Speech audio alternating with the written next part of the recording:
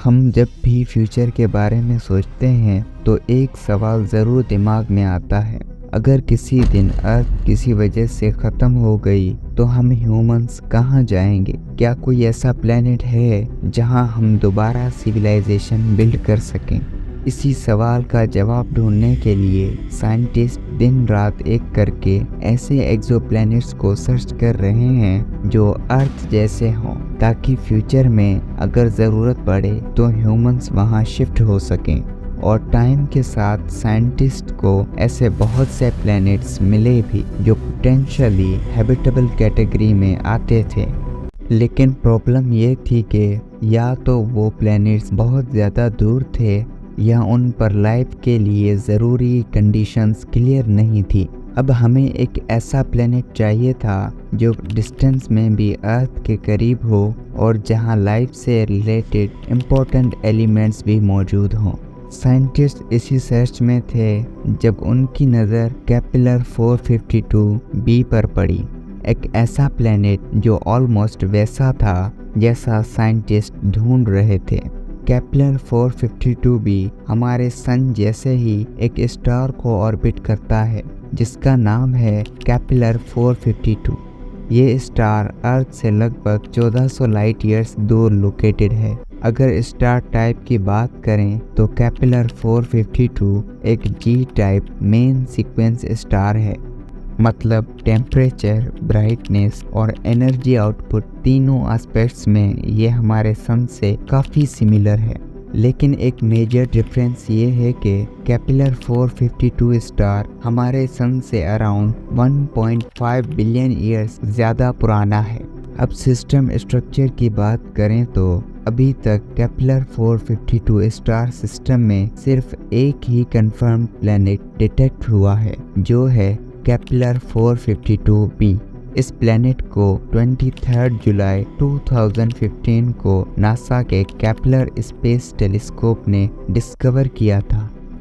उस वक्त इस डिस्कवरी को इतना इम्पोर्टेंट माना गया कि मीडिया ने इसे अर्थ कज़न का नाम दे दिया।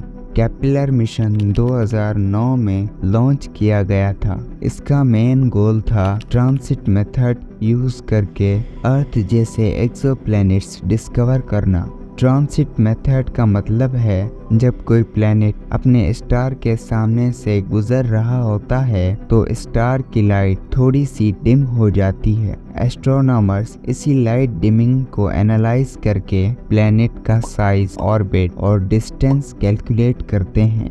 और इसी मेथड से केपलर 452b भी डिटेक्ट हुआ था।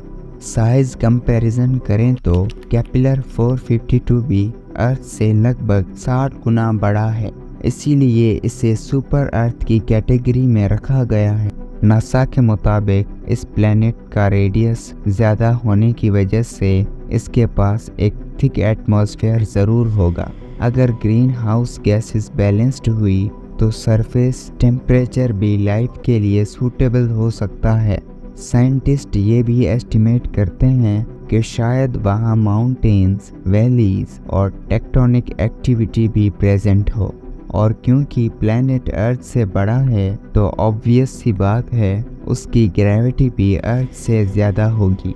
साइंटिफिक प्रूफ्स की बात करें तो डिस्कवरी के पीछे मल्टीपल डेटा मॉडल्स यूज़ हुए थे, जैसे Kepler transit light curves, stellar flux measurements, orbital modelling data, planet radius calculations. और इन सब को कंबाइन करके केपलर 452b को एक पोटेंशियल हैबिटेबल प्लैनेट माना गया था। ये अपने स्टार का एक ऑर्बिट अप्रोक्स 385 अर्थ डेज में कंप्लीट करता है, जो अर्थ के ऑर्बिटल पीरियड के काफ़ी करीब है। सबसे इम्पोर्टेंट फैक्टर ये है कि केपलर 452b का ऑर्बिट अपने स्टार के हैबिटेबल जोन के सेंट्रल रीजन में है।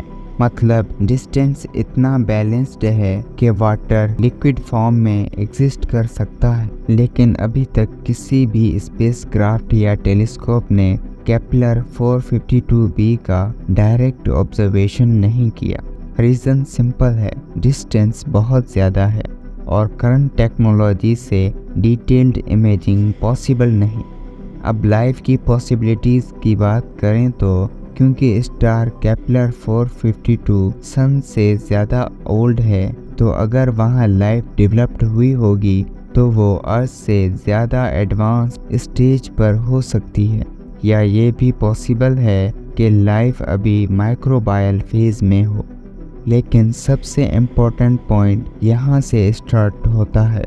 जैसे जैसे किसी स्टार की एज ज़्यादा हो जाती है तो उसकी ब्राइटनेस धीरे धीरे इंक्रीज होने लगती है। मतलब टाइम के साथ स्टार ज़्यादा हीट और रेडिएशन रिलीज करता है। अब इमेजिन करो, अगर केपलर 452 भी बिलियंस ऑफ ईयर्स से अपने स्टार की इंक्रीजिंग हीट फेस कर रहा है तो उस पर ओशंस का क्या हाल होगा।